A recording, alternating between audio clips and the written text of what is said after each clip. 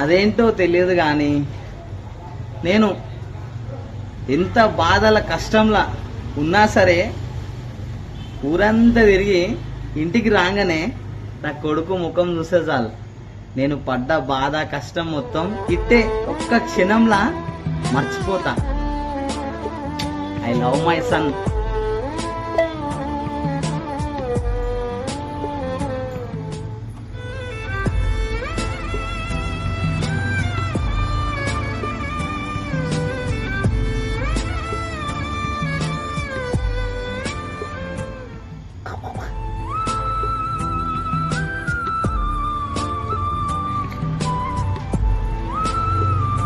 నా కష్టం సుఖం నా బాధ నా సంతోషం నా ధైర్యం అన్నీ నా కొడుకే.